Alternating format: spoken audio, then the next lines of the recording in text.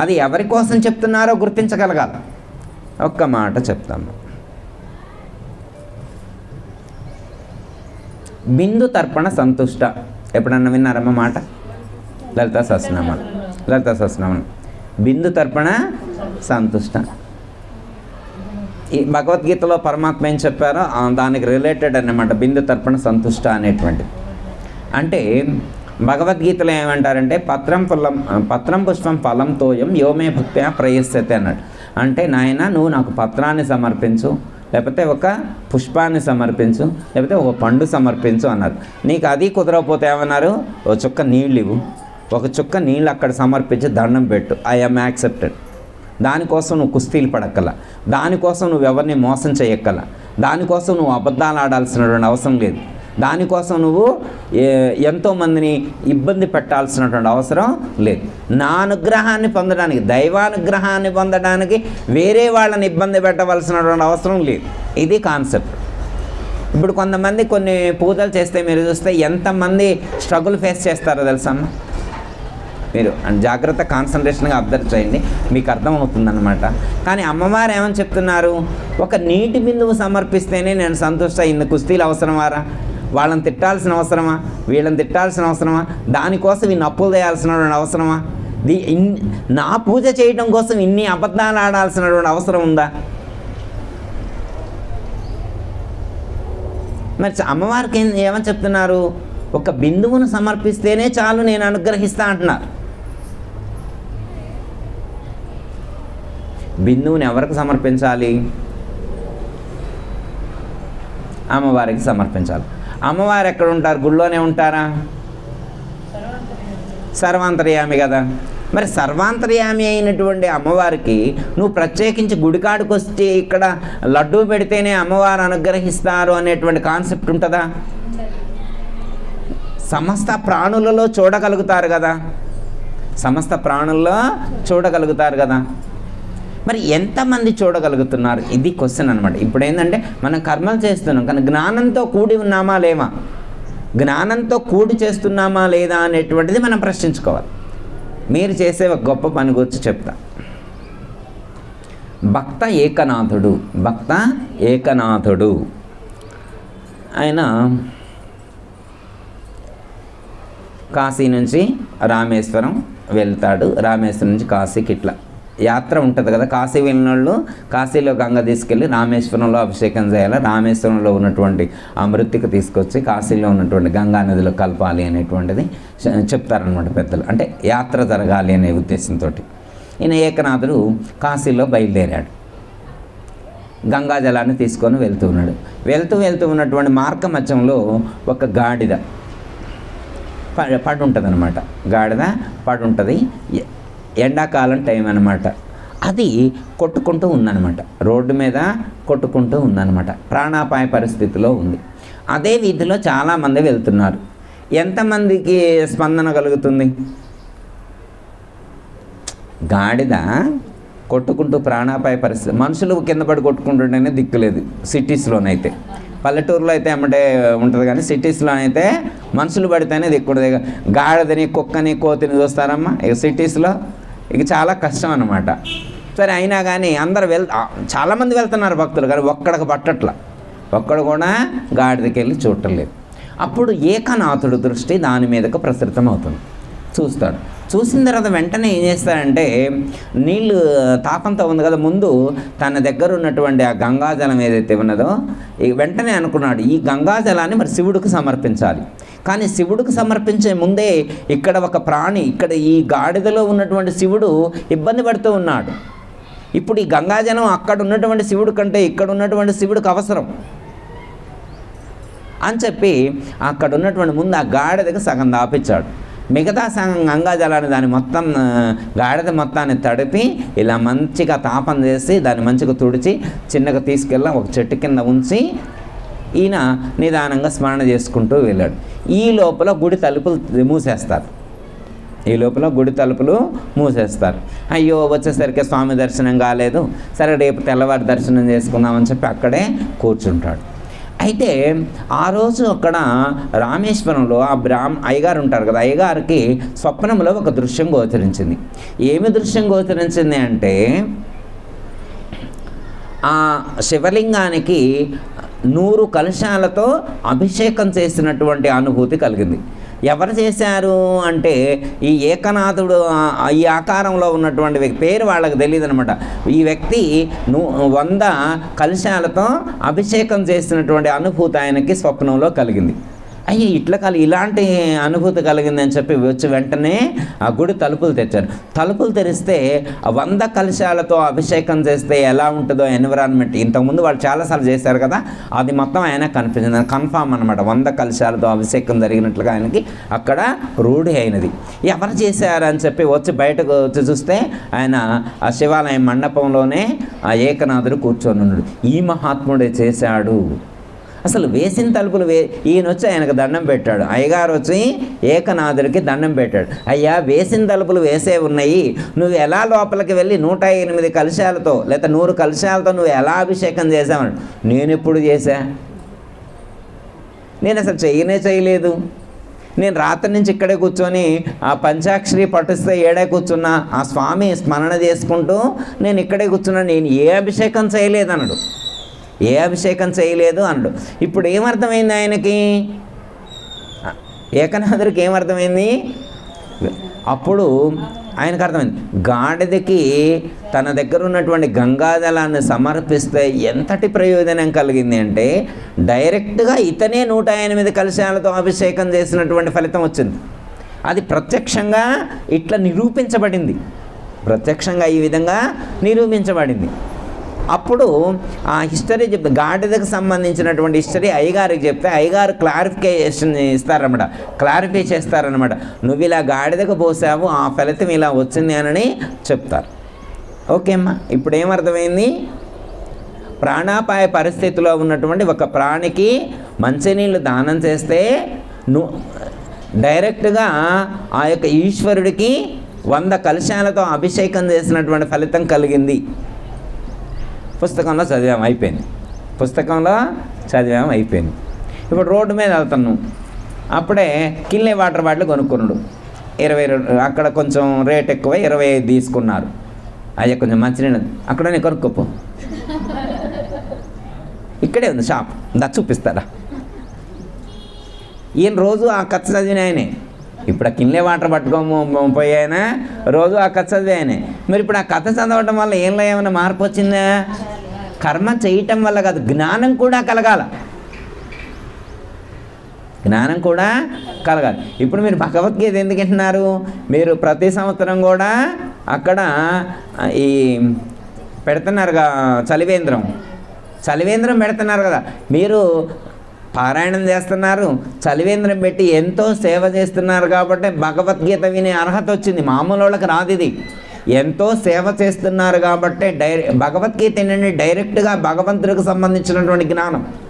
ఇది డొంక తిరుగుడు అనమాట, డైరెక్ట్ క్లారిటీ అనమాట, స్పష్టంగా సూటిగా దైవాన్ని చేర్చేటువంటి మార్గం అనమాట భగవద్గీత అంటే. లేదా మిగతా భాగవతం రామాయణం వినొచ్చు, అవి వినటం వల్ల ఏమవుతుందంటే పూర్తి జ్ఞానం కలదు. పూర్తి జ్ఞానం కలగాలి అంటే భగవద్గీతనే పఠించాలి. అంటే ఏమర్థమవుతుంది? కర్మలు చేయొద్దని చెప్పట్లా, కర్మలు చేయాలి, కానీ చేసేటువంటి కర్మలలో ఉన్నటువంటి ప్రయోజనాన్ని గుర్తించి ఆ ప్రయోజనాన్ని గుర్తించిన తర్వాత మళ్ళీ టెంప్ట్ అవ్వకూడదు, జారిపోకూడదు, అజ్ఞానంతో స్థిరంగా ఉండాలి. తెలుసుకున్న జ్ఞానం కోల్పోకూడదు.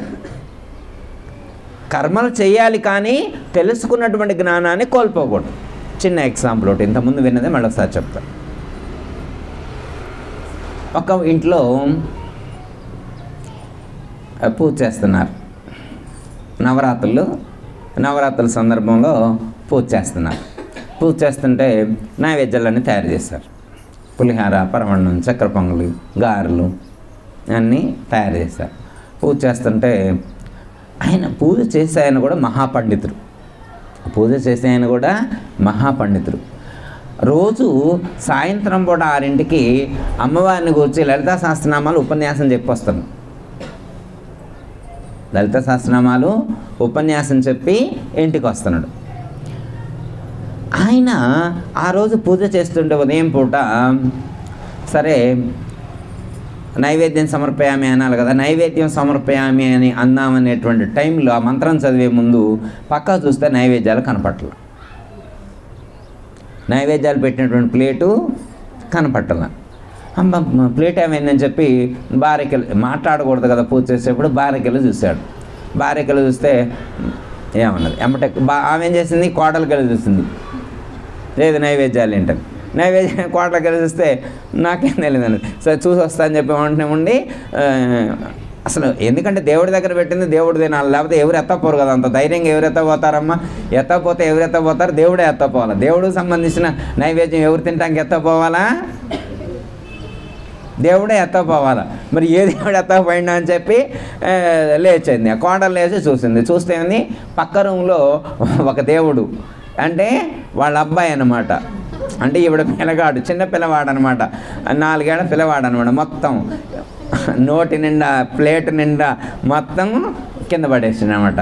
కొద్దిగా తిన్నాడు, పులిహార కొద్దిగా, పరవన్నం కొద్దిగా, చక్కెర పొంగల్, దద్దోజనం కొద్దిగా, గారెలు మొత్తం టచ్ చేసి వదిలిపెట్టిండు. ఇప్పుడు మళ్ళీ ఆ ప్లేట్ తీసుకొచ్చి ఇక్కడ పెట్టగలరా, ఆ ప్లేట్ తీసుకొచ్చి ఇక్కడ పెట్టలేరు.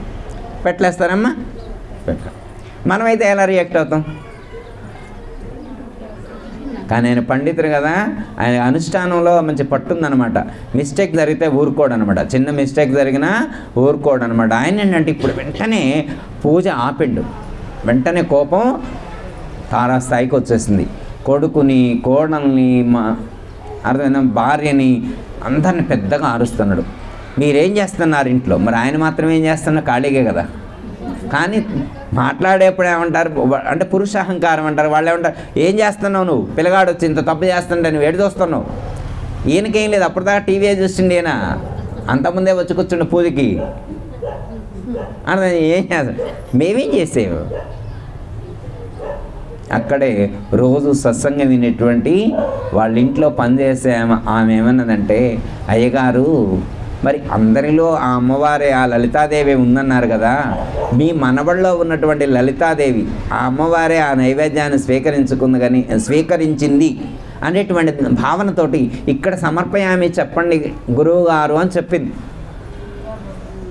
ఒప్పుకుంటాడా అమ్మ? నేను జనానికి చెప్తా, అట్లా ఉపన్యాసం చెప్తే మీరు అందరిలో దైవాన్ని చూడమని జనానికి చెప్తా.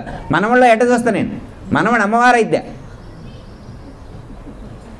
అంటే ఇప్పుడు మరి ఆయన పూజ చేయటం వల్ల కానీ, లలిత చదవటం వల్ల కానీ, ఈ రోజు ఉపన్యాసాలు చెప్పడం వల్ల కానీ ఏమైనా ఉపయోగం ఉందంటారా లేదా? మరి అలాంటి కర్మ అవసరమా మనకి? అంటే అసలు కర్మలు చేయాలి, సత్కర్మ చేస్తేనే దైవానికి దగ్గర అవుతాం. కానీ ఆ సత్కర్మ ఎలా ఉండాలి అంటే జ్ఞానంతో కూడుకొని ఉండాలి, జ్ఞానంతో కూడుకొని ఉండాలి. ఆ జ్ఞానంతో కూడి ఉన్నటువంటి కర్మ ఎప్పుడు ఎవరిని ఇబ్బంది పెట్టదు. ఎవరిని ఇబ్బంది గురి చేసినా కానీ ఆ ప్రభావం నీ మీద ఉంటుంది, ఆ పూజ ఫలించదు. మనం కొంతమంది ఆ పూజ రోజునే వాళ్ళ కాంట్రవర్సీ వస్తుంది, పూజ రోజునే కొంచెం ఒత్తిడి పెరుగుతుంది అనమాట ఇంట్లో. ఒత్తిడి మిగతా రోజుల్లో అందరూ బాగానే ఉంటారు, కానీ ఆ రోజే పిల్లవాడు లేవనంటాడు అనమాట. వాడు అంతకుముందు రోజే అర్ధరాత్రి 12 దాకా టీవీ చూసి పడుకుంటాడు. లేవరా, తలంటే స్నానం చేయాలరా, పూజ చేయాలంటే వాడు లేవడు, ఆయన లేవడు, ఎవరు లేవరు. ఇల్లు ఓడవకుండా పూజ ఎట్ట చేయాలని ఈవిడ గారి పట్టింపు అన్నమాట. ఇల్లు ఊడ్చి తుడిచిన తర్వాతనే పూజ చేయాలని ఈవిడ కాన్సెప్ట్. వాళ్ళు లేమ్మంటే వాళ్ళు లేవరు. అప్పటికే పొద్దెక్కుతుంటుంది. ఇంతలోకి ఎవరో చుట్టం వచ్చారు, ఏంటే ఇంకా పూజ కాలేదా మీది, ఇంకా ఇల్లు ఓడడం లేదా? వాడేంటే ఇంకా పాచి మొఖంతో ఉన్నాడు, 10 అయినా కానీ మొహం కడుక్కోలేదు వాడు. పండగే ఇవాళ అమ్మ. అంటే వాళ్ళ జ్ఞానం ఎలా ఉందంటే ఒక్కరోజుకే పరిమితమైంది వాళ్ళ పండగ. సామాన్యుల యొక్క పండగ ఎలా ఉంటుందంటే వాళ్ళ పండగ ఒక్కరోజుకే పరిమితమై ఉంటుంది. కానీ జ్ఞానికి రోజు పండగే. ఎవరికి దైవానుభూతి కలుగుతుందో వాళ్ళు పండగ చేసుకున్నట్టు. దైవానుభూతి కలిగిన వాళ్ళకి రోజు పండగే. వాళ్ళకి ఎప్పుడో ఒకసారి దైవం గుర్తొస్తాడు, రోజు గుర్తురాడు. రోజు గుర్తురాడమ్మా, రోజు గుర్తొస్తారా? శ్రీరామనవమి రోజునే దేవుడు గుర్తొస్తారు. కృష్ణాష్టమి రోజునే దేవుడు గుర్తొస్తారు కాబట్టి వాళ్ళకి పండగ. నిరంతరం దైవ ధ్యానంలో ఉండేవాడికి ప్రత్యేకించి ఒక పండగ అంటూ ఉంటుందా? ప్రతిరోజు పండగే. వాడికి ఏ రోజైతే దైవ నామ స్మరణ చేయటానికి వీలు కుదరదు, దైవ నామ స్మరణ చేయడానికి అవకాశం లేని రోజున వాడికి ఇబ్బంది కలుగుద్ది. ఆ రోజు బాధపడాలి వాడు. ఓకే అమ్మా. మనం చేసేటువంటి కర్మలు జ్ఞానంతో ముడిపడి ఉన్నప్పుడు గొప్ప ప్రయోజనం మనకి కలుగుతుంది. మనకి దుఃఖం కలగదు, ఆనందంగా ఉంటాం. మన చుట్టూ ఉన్నటువంటి వాళ్ళు కూడా ఆనందంగా ఉంటారు. అది పండగ వాతావరణం అంటే. పండగ వాతావరణం అంటే దైవ జ్ఞానం కలిగి ఉన్నటువంటి వారికి వాళ్ళ ఇంట్లో మాత్రమే కలుగుతుంది. అంటే ఇక్కడ ఏం చెప్తున్నారు శ్రీకృష్ణ పరమాత్మ అంటే, నీవు చేసే కర్మల వెనుక జ్ఞానం కూడా ఉండాలి. జ్ఞానం లేకుండా చేయబడేటువంటి కర్మ వల్ల ఉపయోగం లేదు. అది చెప్పేది. ఇంకో మాట చెప్తాను. ఎవరికైనా ఎక్కడైనా ఏదైనా ప్రాబ్లం వచ్చిందనుకోండి, వెంటనే నీళ్ళు జరుపుకుంటారు. మీరు చూస్తూ ఉంటారు. ఎప్పుడైనా కానీ అపశబ్దం విన్నప్పుడు, వీళ్ళకి అపశబ్దం అనేటువంటిది, అసలు శబ్దాల్లో అపశబ్దం అనేటువంటిది ఉండదులే, కానీ వినకూడని మాట అంటారు. వినకూడని మాట విన్నప్పుడు అంటారు. లేకపోతే మైల కానీ అంటు కానీ మడి ఇట్లాంటి పరిస్థితులు దాపరించినప్పుడు ఏమంటారు? నీళ్లు చల్లుకుంటారు. నీళ్లు చల్లుకునేప్పుడు మంత్రం చదువుతారు. లేకపోతే కొన్ని మైల ఇళ్ళు ఉంటాయమ్మా, కొన్ని మైల ఇల్లులు ఉంటాయి అన్నమాట. మైల ఇల్లు ఉంటే అయ్యవారు వస్తారు, నీళ్లు తీసుకురా అంటారు. నీళ్లు తీసుకొస్తారు. నీళ్లు తీసుకొచ్చిన తర్వాత పసుపు తీసుకురా అంటారు. పసుపు తీసుకొస్తారు. వీళ్ళింట్లో నీళ్ళే, వీళ్ళింట్లో గ్లాసే, పంచపాత్ర వీళ్ళదే, నీళ్లు వీళ్ళయే, పసుపు వీళ్ళదే, అన్నీ వీళ్ళయే తీసుకొస్తారు. తీసుకొచ్చిన తర్వాత తమలపాకు వీళ్ళదే, అన్నీ ముందే కనుక్కురావాలి కదా. వీళ్ళ డబ్బులతో కనుక్కొచ్చారు, అన్నీ కనుక్కొచ్చారు. కనుక్కొచ్చిన తర్వాత ఇప్పుడు వీళ్ళు అంటు పోగొట్టాలి, మైల పోగొట్టాలి. అందరి మీద నీళ్లు చల్లుతారు. ఇప్పుడు నీళ్ళు ఎక్కడి నుంచి వచ్చినాయి? వీళ్ళింట్లో ఏమో పసుపు ఎక్కడిది, గ్లాస్ ఎక్కడిది, ఆకెక్కడిది? అయ్యగారు ఎవరింట్లో కూర్చున్నాడు ఇప్పుడు? అయ్యగారు ఏమైనా వీళ్ళింట్లో తాకకుండా ఆకాశంలో ఎగురుతూ నీళ్లు చల్లితే వేరు, వీళ్ళింట్లోనే ఏమనుండే కదా. కానీ ఎప్పుడు శుద్ధి అయ్యారు వీళ్ళంతా? అంటే మనిషిని శుద్ధి చేసే శక్తి మంత్రానికి ఉంది. భౌతికమైనటువంటి పదార్థాల చేత కాదు శుద్ధి అయ్యేది. దేనివల్ల శుద్ధి అవుతుంది? మంత్రం వల్ల. మంత్రం చదువుతారు, మీరు వినే ఉంటారు. అయినా ఒకసారి అంట, ఏం చదువుతాను. అపవిత్ర పవిత్రో వా సర్వావస్థాంగతోపి వా యస్మరేత్ పుండరీకాక్షం సమాప్యాంతరస్తుచి. అపవిత్ర పవిత్రో వా అంటే అపవిత్రమైందంతా పవిత్రమగుగాక. అయితే అర్థమైందమ్మా? సపోజ్ ఎల్లిపాయ అక్కడ పెట్టును, ఎల్లిపాయ ఇది ఉల్లిపాయ అగుగాక అంటే అవుతుందా? ఎల్లిపాయ ఉల్లిపాయ అవుగాక అంటే అవ్వట్లేదు. మరి అపవిత్రులు పవిత్రులు అవుగాక అంటే అవుతారా? ఎలా అవుతారు అపవిత్రులు పవిత్రులు అంటే దానికి ఒక ప్రక్రియ చెప్పారు. అపవిత్ర సర్వావస్థాంగతోపివా, మనకి సర్వ అవస్థలు అని చెప్పారు. ఎన్ని అవస్థలు ఉంటాయమ్మా? సర్వ అని చెప్పారులే, కానీ ఎన్ని అవస్థలు ఉంటాయి? 4 అవస్థలు ఉంటాయి. ఎన్ని అవస్థలు? 4 అవస్థలు. ఒక అవస్థ చెప్తారా? జాగ్రత్త అవస్థ, స్వప్నావస్థ, సుషుప్తి అవస్థ, తురియ అవస్థ. మనిషికి ఉండేటువంటి అవస్థలు అర్థమైందమ్మా? జాగ్రత్త, స్వప్నము, సుషుప్తి, తురియం అనేటువంటి 4 అవస్థలు ఉంటాయి. 4 అవస్థలలో కూడా సర్వ అవస్థ అంగతోపివ, అంగము అంటే శరీరం, అంగతో అపివ అంటే శరీరము, శరీరంలో ఉండేటువంటి భాగాలన్నీ కూడా. ఇంతవరకు అర్థం. అపవిత్ర పవిత్రో సర్వావస్థ యత్ స్మరేత్ పుండరీకాక్షం, యా స్మరేత్ పుండరీకాక్షం. ఇది మెయిన్ ఇంపార్టెంట్. ఈ మంత్రం మొత్తం, శ్లోకం మొత్తానికి ముఖ్యమైనటువంటిది ఏంటంటే పుండరీకాక్షం. పుండరీకుడు ఎవరు? పరమాత్మ. ఎవరు? పరమాత్మ. అంటే ఎవరైతే పరమాత్మకు సంబంధించినటువంటి జ్ఞానం కలిగి ఉంటారో వాళ్ళందరికీ కూడా అన్ని అవస్థల్లో కూడా పవిత్రులై ఉంటారు.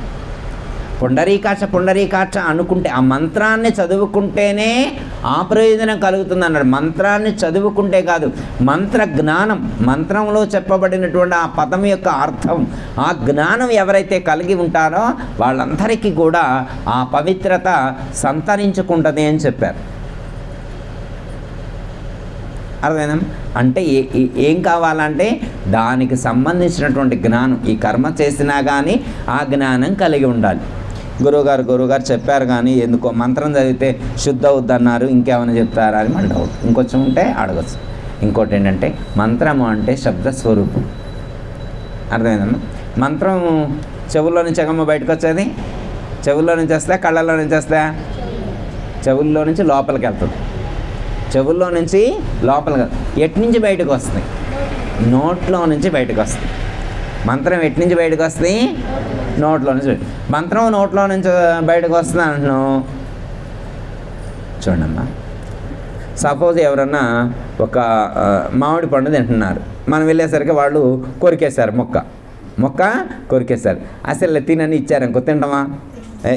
నీ ఎంగిలి నేను ఎందుకు తింటాను, నీ ఎంగిలి నేను అంటే ఎంగిలి చేసే వస్తువు ఏంటది? మన ప్రపంచంలో నోరు. ఈ ప్రపంచంలో దేన్నైనా కానీ ఎంగిలి చేసేటువంటిది ఏంటి? నోరు. మరి ఈ ఎంగిలి నోట్లో నుంచే మంత్రం వస్తుంది. మంత్రం ఏమైనా పవిత్రమైనటువంటి దాంట్లో నుంచి వస్తుందా? అర్థమైందమ్మా? కానీ ఎంగిలి నోట్లో నుంచే వచ్చినా కానీ అది ఎంగిలి అంటదు, దానికి శబ్దానికి తడి లేదు, తడి అంటదు, శబ్దానికి తడి తాకదనమాట. భౌతికమైనటువంటి దేన్ని కూడా అది అంటదు. అందువల్ల మంత్రానికి అంత శక్తి ఉంది అన్నారు. మననాథ త్రాయితే ఇది మంత్ర. ఎవరైతే మంత్రాన్ని అనుష్ఠానం చేస్తారో మంత్ర అనుష్ఠానం చేసినటువంటి వాళ్ళకి ఆ ప్రయోజనం కలుగుతుంది అని చెప్పడం అనేటువంటిది జరిగింది. ఓకే, అర్థమైంది? అంటే ఏం చేయాలి అంటే మనం ఒక సత్కర్మ చేసినప్పుడు దానివల్ల ఎంతవరకు ప్రయోజనం కలుగుతుంది అనేటువంటి దాన్ని కూడా ఆలోచించాలి. ఆ కర్మ చేయటం వల్ల ఆ ప్రయోజనం మనకి కలిగిందా లేదా అనేటువంటిది రివ్యూ చేసుకోవాల్సినటువంటి అవసరం ఉంటుంది. ఇక్కడ ఫస్ట్ శ్లోకం యామిమాం పుష్పితాం వాచః అన్నారు. ఏమని చెప్పారు? యామిమాం పుష్పితాం వాచం అన్నారు. అంటే లోకంలో వాళ్ళు చెప్పేటువంటి వాక్యాలన్నీ ఎలా ఉంటాయి అంటే ఫలప్రదము కానటువంటి వాక్యాలు, ఫలితాన్ని ఇవ్వనటువంటి మాట ఎలా ఉంటుందో లోకంలో చెప్పేటువంటి వాళ్ళ మాటలు కూడా ఫలితాన్ని ఇవ్వనటువంటివి అని గుర్తించునాయన అని చెప్తున్నారు. మనం ఏవైతే గొప్పమని చేసుకుంటున్నామో, స్వర్గానికి వెళ్ళాలి అనేటువంటి లక్ష్యంతో మనం ఏవైతే చేస్తూ ఉన్నామో ఆ స్వర్గానికి వెళ్ళాలి అనేటువంటి లక్ష్యంతో చేయబడేటువంటి ఈ కర్మలు ఏవైతే ఉన్నాయో అవి ఫలప్రదమైనటువంటివి కావు అని చెప్పారు. విద్యాప్రకాశానంద్ గారు 2 ఎగ్జాంపుల్స్ కూడా ఇచ్చారు. దానికి ఏం ఎగ్జాంపుల్స్ ఇచ్చారంటే అక్కడ చెప్పారనమాట. 2 రకాల పుష్పాలను చెప్పారు. ఒకటి బంతి, 2 మోదుగ బంతి. ఇవేంటంటే మిగతా ఏదైనా కానీ పువ్వు వచ్చిన తర్వాత కాయ వస్తుంది, పువ్వు తర్వాత పిందై కాయ పండై వస్తుంది, అవునా కదా? కానీ బంతి పువ్వు ఉందనుకో, బంతి పువ్వు అయిన తర్వాత పువ్వై రాలిపోయింది. మోదక పువ్వు ఉందనుకోండి, పువ్వై రాలిపోయింది, తర్వాత దాంట్లో నుంచి పండు రాదనమాట. ఇలాంటివి చాలా ఉంటాయి. కానీ మనకు 2 ఎగ్జాంపుల్ ఇచ్చారనమాట. అంటే అది పుష్పాన్ని మాత్రమే తాత్కాలికంగా కాసేపు మనకి వికసించినట్లుగా కనిపిస్తుంది, కానీ దానివల్ల ఫలితం రాదు, అది అంత ఫలప్రదమైనటువంటిది కాదు. అలాగే కర్మలు చేస్తే సరిపోతుంది అని చెప్పబడేటువంటి వారి యొక్క మాటలు కూడా ఫలప్రదమైనటువంటివి కావు అని చెప్తున్నారు. ఫలప్రదమైనటువంటివి కావు అని చెప్తున్నారు. అంటే ఏంటంటే మనం చేసేటువంటి కర్మ యొక్క ప్రయోజనాన్ని గుర్తించాలని చెప్తున్నారు. ప్రయోజనాన్ని గుర్తించాలని చెప్తున్నారు. కొన్ని ఆచారాలు ఉంటాయి, మనకి కొన్ని ఆచారాలు ఉంటాయి. ఆచారం కాన్సెప్ట్ వేరు. ఆ ఆచారం ఎప్పుడు స్టార్ట్ అయిందో తెలీదు, ఎందుకు స్టార్ట్ అయిందో తెలీదు. మనతో ఇంకా చేయిస్తూనే ఉంటారు. అది ఏ ప్రయోజనం కోసం ఏ నిమిత్తం ప్రారంభమైందో మనకైతే తెలియదు, కానీ ఇంకా మనతోటి చేయిస్తూనే ఉంటారు. మనం చేస్తూనే ఉంటాం కానీ ఆ ప్రయోజనం మనకు తెలియదు. ప్రయోజనం తెలియకుండా చేయబడేటువంటి కర్మలవి. పోనీ అది చేయటం వల్ల మనలో ఏమైనా మార్పు వచ్చిందా? మనలో మార్పు రావాలి కదా. చిన్న ఎగ్జాంపుల్ ఒకటి చెప్తా. అంటే ఉండే ఆచారాలు కొంతమందికి శ్రావణ మాసంలో ఉండేవి ఉంటవి, కొంతమంది కార్తీక మాసంలో ఉండేటివి, కొంతమందికి మాఘ మాసంలో, కొంతమందికి ధనుర్మాసంలో, ఇట్లా కొంతమందికి కొన్ని రకాలుగా కొన్ని ఆచారాలు ఉంటాయమ్మ. ఆచార త్యాగం చేయకూడదు. శాస్త్రంలో చెప్పారు ఆచార త్యాగం చేయకూడదు అన్నారు. మనకి విధించబడినటువంటి ఆచారాలు మనం పాటించాలి. కానీ ఆ ఆచారాన్ని పాటించేప్పుడు ఆ ప్రయోజనాన్ని గుర్తించాలి. ఇక్కడ ప్రయోజనాన్ని గుర్తించడం కూడా ముఖ్యం అన్నమాట. ఓకే అమ్మ, చిన్న ఎగ్జాంపుల్ ఒకటి చెప్పుకోవచ్చు.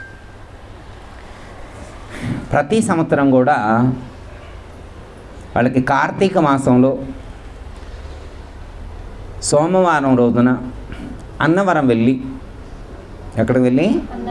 అన్నవరం వెళ్ళి సత్యనారాయణ స్వామి వ్రతం చేసుకోవటం వాళ్ళకి ఆచారం. వాళ్ళ ముత్తాత వెళ్ళారు, వాళ్ళ తాత వెళ్ళారు, వాళ్ళ నాన్న వెళ్ళారు, వీళ్ళు వెళ్తున్నారు. వీళ్ళు మరి అందులో వ్రతం అయిన తర్వాత ఏమని చెప్తారు?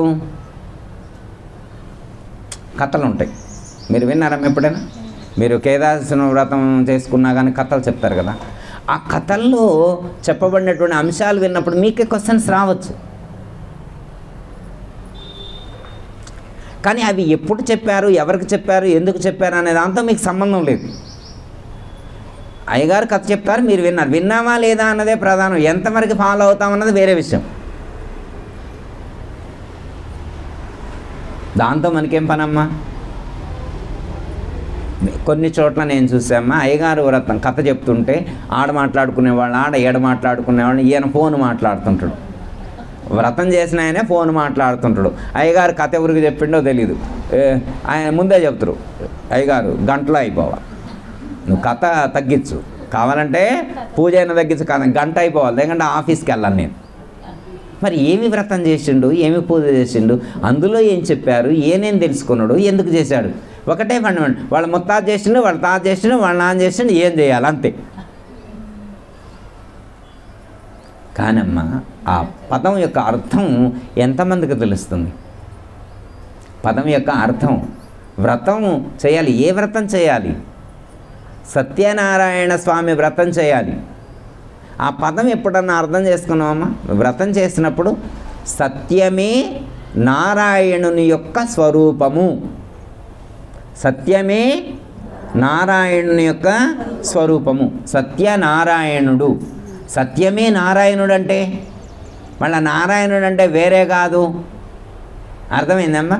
నువ్వు వ్రతం చేసి అబద్ధం ఆడితే నారాయణ స్వామి ఊరుకుంటాడా? నువ్వు అసత్యం పలికితే సత్యాన్ని మర్చిపోయినట్టే కదా, స్వామిని మర్చిపోయినట్టే. ఈ జ్ఞానం చెప్పరు వాడు. భగవద్గీతలో ఏమని చెప్తున్నానంటే, వ్రతం చేయి మంచిదే, కానీ వ్రతం చేయటం వల్ల గ్రహించాల్సినటువంటి జ్ఞానాన్ని కూడా పొందాలి. జ్ఞానకాండ కూడా, కర్మకాండే కాదు జ్ఞానకాండ కూడా ఉండాలి అని చెప్తున్నారు. కామాత్మానః అన్నారు. కామాత్మానః అంటే కోరికలతో కూడి ఉన్నటువంటి కర్మలను సాధకులు చేస్తూ ఉన్నారు. కోరికలతో కూడి ఉన్నటువంటి కర్మలను చేయటం వలన ఫలితాలను పొందుతాడు తప్ప దైవానుగ్రహాన్ని పొందలేడు అని చెప్తున్నారు. ఇంకోటి ఏంటంటే స్వర్గపరాహ అని చెప్పారు. స్వర్గపరాహ అంటే నీవు సత్కర్మలు చేయటం వల్ల స్వర్గానికి వెళతావు. స్వర్గానికి వెళ్ళిన తర్వాత స్వర్గానికి ఎందుకు వెళ్ళాలనుకుంటాడు? మీకు ఇంకోటి చెప్తారమ్మా. సపోజు ఊరు నుంచి హైదరాబాద్ వచ్చారనుకో, మళ్ళీ ఊరు వెళ్తారా? మళ్ళా ఊరు నుంచి హైదరాబాద్ వచ్చి ఇక్కడ 10 సంవత్సరాలు ఉన్న తర్వాత మళ్ళీ ఊరు వెళ్ళి ఉండాలంటే ఉండలేదు. ఎందుకంటే అక్కడ ఉన్నోళ్ళు ఎంతకాలమైనా అక్కడ ఉంటారు. ఇక అక్కడి నుంచి ఇక్కడికి వచ్చాక ఇక్కడి నుంచి వెనక్కి వెళ్ళరు అనమాట. ఇక్కడి నుంచి అమెరికా వెళ్తారనమాట. ఇక్కడి నుంచి అమెరికా వెళ్ళిన తర్వాత అమెరికా వాళ్ళు అక్కడ కొన్నాళ్ళు ఉన్న తర్వాత ఇక్కడికి వస్తారా? ఇక రారనమాట. అక్కడోళ్ళు అక్కడే అనమాట. ఎందుకంటే ఊరు నుంచి ఇక్కడికి వస్తే బాగుందనిపించింది, ఇక్కడి నుంచి అమెరికాకి వెళ్తే బాగుంది. ఎందుకు? ఎంటర్టైన్మెంట్. అక్కడ ఉండే సుఖం కంటే ఇక్కడ కొంచెం సుఖం అనిపించింది, ఇక్కడ కంటే అమెరికాలో ఇంకొంచెం సుఖం అనుభవించవచ్చు అనిపించింది. కానీ ఇప్పుడు అమెరికాలో కంటే స్వర్గంలో ఇంకా సుఖాలు అనుభవించవచ్చు అని చెబుతున్నారు. అందుకోసం వెళ్ళాలనుకున్నది. స్వర్గానికి వెళ్ళాలని ఎవరు అనుకుంటున్నారు? ఇంకా సుఖాలు అనుభవించాలనే వెళ్ళేది. ఏ గురువుగారు మాకు సుఖాలు వద్దేమవుతుంది గురువుగారు, మాకు ఏదైనా పర్లేదు అనేవాళ్ళు ఉంటారమ్మా. ఇప్పుడు సపోజ్ ఉదాహరణకు 40 రోజులు మీరు మండలం రోజులు లలితా సహస్రనామాలు పారాయణం చేశారమ్మా. పూర్ణాహుతి రోజు అమ్మగారిని పిలిచారు. అమ్మగారిని పిలిచి భక్తులందరినీ పిలిచారు.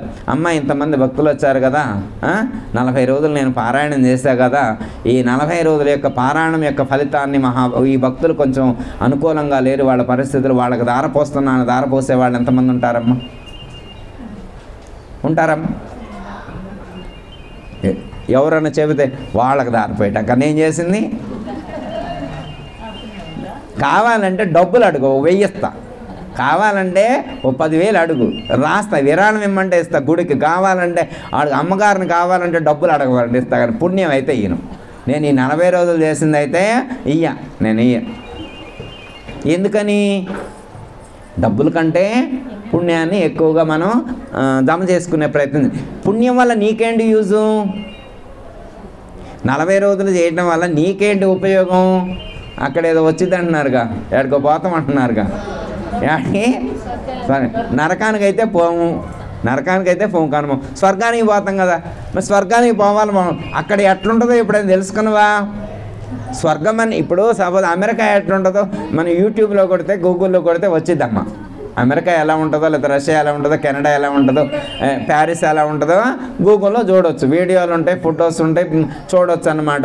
చూడవలసిన ప్రదేశాలను కొట్టినా కానీ మనకి వినోద ప్రాంతాలు ఉంటాయి కదా, ఎంటర్టైన్మెంట్, వాటన్నింటిని కూడా చూడవచ్చు. పార్కులు లేకపోతే ఇవి ఉంటాయి కదా, అవన్నీ చూస్తే మంచిగానే ఉంటుంది. కానీ స్వర్గం ఎలా ఉంటుందో ఎప్పుడైనా మీరు గూగుల్లో కొట్టి చూసారా? మరి మనం ఇన్ని రోజుల నుంచి వ్రతాలు చేసేది, పూజలు చేసేది ఎందుకోసం? దానికోసమే కదా. మరి దాన్ని ఎప్పుడైనా గూగుల్లో కొట్టారా? మరి మనకి ఏమైనా తెలిసిందే దానికి సంబంధించిన నాలెడ్జ్? అక్కడ ఎవరెవరు ఉంటారు, ఏం జరుగుద్ది, మనం వెళ్ళగానే ఎవరు రిసీవ్ చేసుకుంటారు, మరి అక్కడ మన రూమ్ ఏమన్నా అలాట్ చేస్తారా, అకామిడేషన్ ఉంటుందా ఉండదా, అకామిడేషన్ ప్రొవైడ్ చేసే వాళ్ళు ఎవరు, వాళ్ళ అడ్రస్ మన దగ్గర ఉందా, వాళ్ళ ఫోన్ నెంబర్ కాంటాక్ట్ ఉందా, ఏమీ తెలియకుండా మరి ఇన్ని రోజులు పూజ చేసుకోవడం స్వర్గానికి వెళ్తే ఏం ఉపయోగం ఉంటుందని ఎప్పుడైనా ఆలోచించినమా? ఇంకా ధ్యాస రాల. ఆ అడ్రస్లు ఎక్కడ ఉంటాయి ఇప్పుడు చెప్పండి గురువుగారు. కాంటాక్ట్ నెంబర్లు ఏమైనా ఉంటే వాటిని దగ్గర పెట్టుకుంటాం.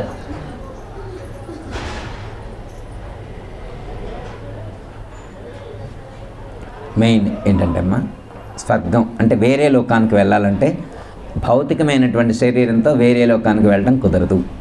Main concept.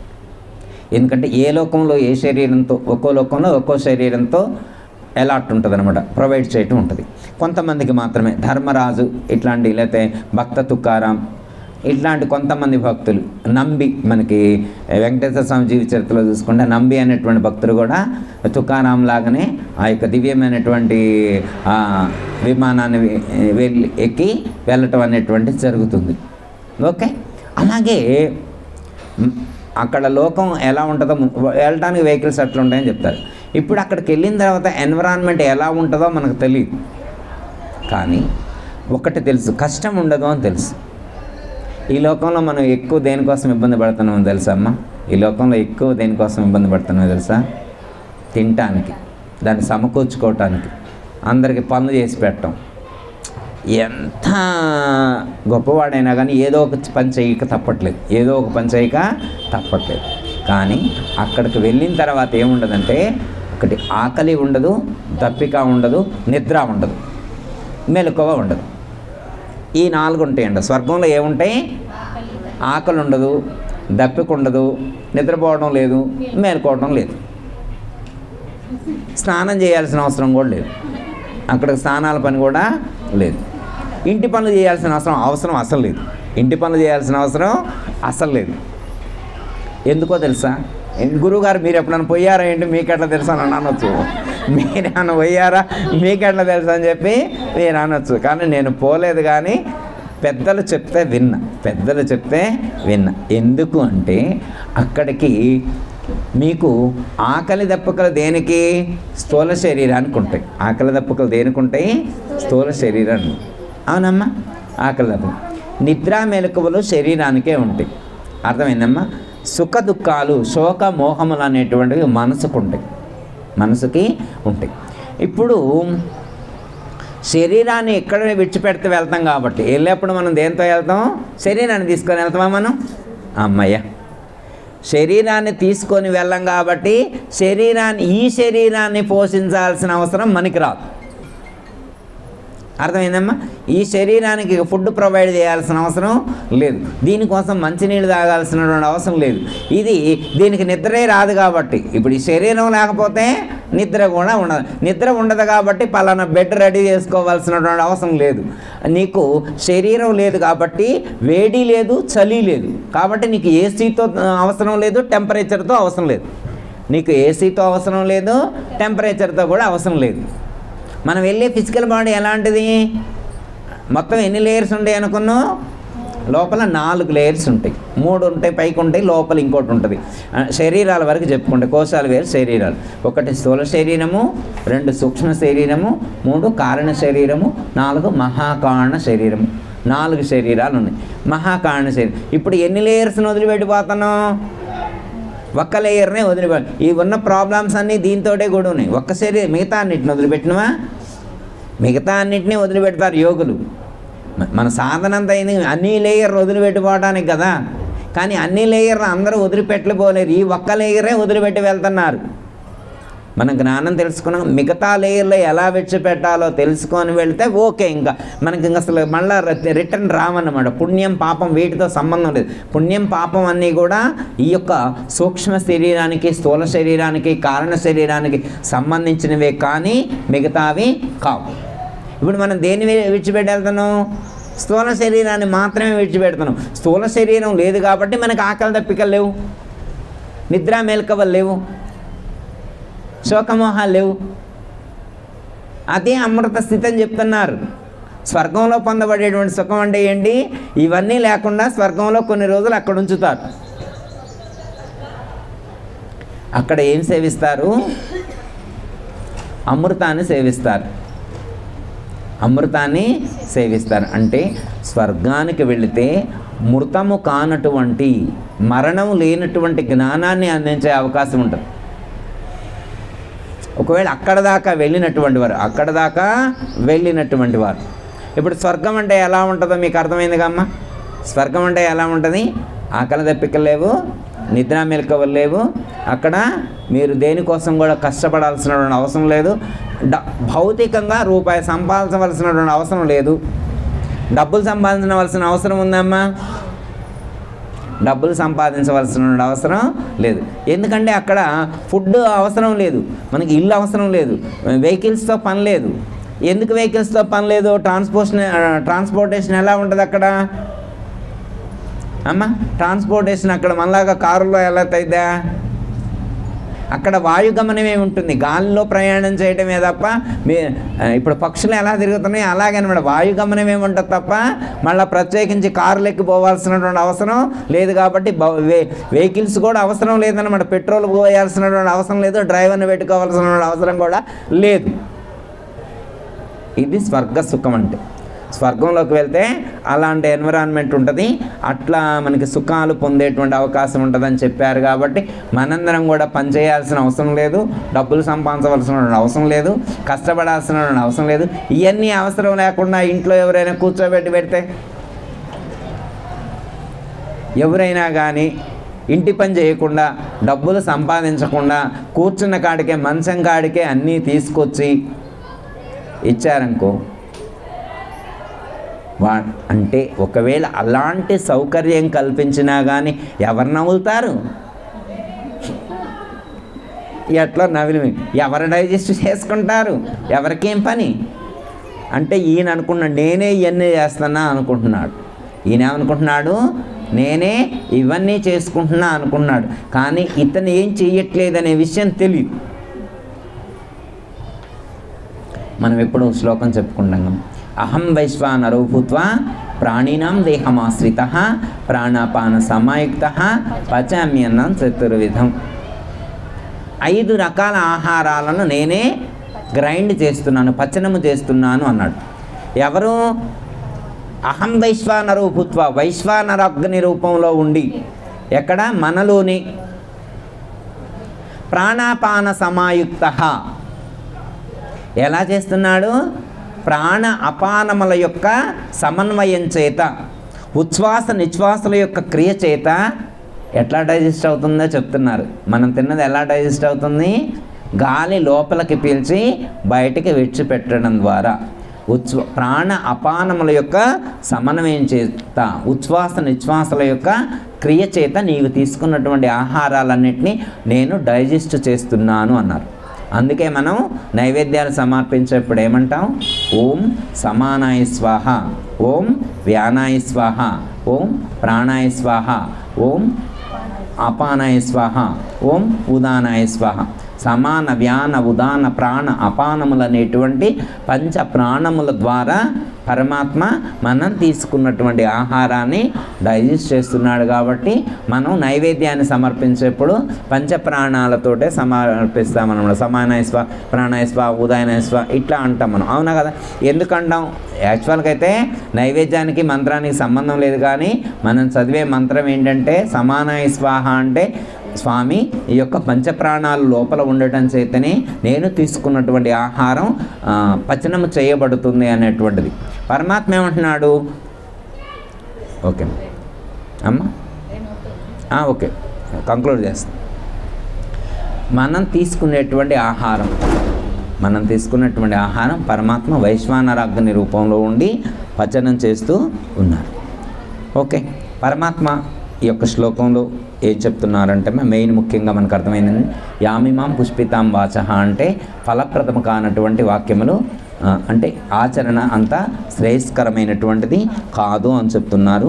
వేద వాదరత అంటే వేదంలో చెప్పబడినటువంటి కొంత భాగాన్ని, కర్మకాండను మాత్రమే పట్టుకుంటే ప్రయోజనం లేదు. ఆ పైన చెప్పబడినటువంటి ఉపాసనాకాండ అలాగే జ్ఞానకాండ కూడా నీకు అవసరము అని చెప్తున్నారు. అలాగే జన్మ కర్మ ఫలప్రదం, నీవు చేసేటువంటి కర్మల ద్వారా నీకు కర్మ అంటే కర్మ చేయటం వల్ల జన్మ వస్తుంది, జన్మ వల్ల మళ్ళీ కర్మ చేస్తావు. కాబట్టి జనన మరణాలతో కూడి ఉన్నటువంటి లేదా జన్మ కర్మలతో కూడి ఉన్నటువంటి ఈ సంసారం అనేటువంటి చక్రంలో పడి నీవు తిరగవలసినటువంటి పరిస్థితి ఏర్పడుతుంది అని చెప్తున్నారు. భోగైశ్వర్య ప్రసక్తానం తయాపకృత చేతసాం అని చెప్పారు. అంటే భోగముల కోసము, ఐశ్వర్యముల కోసం అంటే సుఖాల కోసము, ధనం కోసము, అంటే సుఖాలు ధనమే పరమావధిగా భావించి నీవు ప్రయత్నం చేసినట్లయితే ఆ యొక్క జ్ఞానాన్ని పొందలేవు, లక్ష్యాన్ని పొందలేవు అని చెప్తున్నారు. అందుకే వ్యవసాయాత్మిక బుద్ధి సమాధౌ న విధీయతే అన్నారు. అంటే ఏంటంటే నీవు దైవానికి సంబంధించినటువంటి బుద్ధిని కోల్పోయేటువంటి అవకాశం ఉంటుంది. నీకు సమాధి స్థితి కుదరదు, ఏకాగ్రత అనేటువంటిది సిద్ధించదు అని ఇక్కడ సూచించటం అనేటువంటిది జరిగింది. కాబట్టి మనం గీతలో పరమాత్మ చెప్పినటువంటి పద్ధతిగా కామ్యకర్మల ఏందే కాకుండా జ్ఞానాన్ని పెంపొందింప చేసుకున్నటువంటి ప్రయత్నం చేద్దాం. జ్ఞానంతో కూడినటువంటి కర్మ బంధ హేతువు కాదు, లక్ష్యాన్ని చేర్చుతుంది అనేటువంటి పద్ధతిలో గుర్తించి ఆ స్థితిలో మనం ఉండేటువంటి ప్రయత్నం చేయాలి. ఓకే, అంటే ఏంటంటే మా లాస్ట్ అండ్ ఫైనల్ ఒక మాటతో దైవం అంటే లోపల ఉన్నాడు అనేటువంటి పద్ధతితో చేసేటువంటిది ఒకటి, దైవం నాకంటే వేరుగా ఉన్నాడు అనేటువంటి పద్ధతితో చేసేటువంటిది ఒకటి. దైవం నీకంటే వేరుగా ఉన్నాడు అంటే నువ్వు భక్తునివి, భగవంతుడు ఎప్పుడు వేరుగానే ఉంటాడు. జ్ఞానంలో అట్లా ఉండదనమాట. జ్ఞానంలో ఏమని చెప్తున్నారంటే అహం బ్రహ్మాస్మి అని చెప్పారు. బ్రహ్మమే నీవు, నీవే బ్రహ్మము. అది జ్ఞానానికి సంబంధించింది. పరమాత్మ ఏమన్నారంటే అలాంటి జ్ఞానాన్ని పెంపొందింప చేసుకునే ప్రయత్నం చేయాలి అన్నారు. నీవే దైవమైనప్పుడు ఎలా ప్రవర్తిస్తావు? నేను వ్యక్తిని అనుకుంటే ఒక విధంగా ఆలోచిస్తా, నేనే దైవం అనుకుంటే ఒక విధంగా ఆలోచిస్తా, నేనే దైవం అనుకుంటే ఒక విధంగా ఆలోచిస్తా. అంటే అంత దైవ జ్ఞానం ఉన్నటువంటి వాళ్ళ యొక్క ప్రవర్తన ఒక విధంగా ఉంటుంది, దైవ జ్ఞానం లేనటువంటి వాళ్ళ యొక్క ప్రవర్తన మరొక విధంగా ఉంటుంది. కాబట్టి మనం ఆ యొక్క జ్ఞానాన్ని పెంపొందింప చేసుకొని ఆచరణలో మార్పు చేసుకొని మనం చేసేటువంటి ప్రతి కర్మ యొక్క లక్ష్యాన్ని పర్యవసానాన్ని గుర్తించి నడుచుకునేటువంటి ప్రయత్నం చేద్దాం. మనకి అలాంటి జ్ఞానం దృఢమయ్యేటువంటి శక్తిని ప్రసాదించమని చెప్పి శ్రీకృష్ణ పరమాత్మని ప్రార్థిస్తూ సెలవు. జయ చల సద్గురు ప్రభు మహారాజుకు జై, శ్రీకృష్ణ పరమాత్మకు జై, గీతా మాతాకు జై, పోచం అమ్మవారికి జై. జయ చల సద్గురు ప్రభు మహారాజుకు అందరికీ జై గురు. మరిన్ని ఆధ్యాత్మిక రహస్యాల కోసం అచల బోధ, ఆత్మబోధ, భగవద్గీత, అలాగే పండుగల్లో దాగిన అర్థాలు, అంతరార్థాల కోసం మరియు యోగము, ధ్యానము మొదలైన అనేక ఆధ్యాత్మిక తెలుగు ప్రవచనాల కోసం క్రింద ఉన్నటువంటి రెడ్ కలర్ సబ్స్క్రైబ్ బటన్ను క్లిక్ చేయండి. అలాగే ప్రక్కనే ఉన్నటువంటి గంట సింబల్ను నొక్కండి. అలాగే ఈ వీడియో మీకు నచ్చినట్లయితే లైక్ చేయండి మరియు షేర్ చేయండి.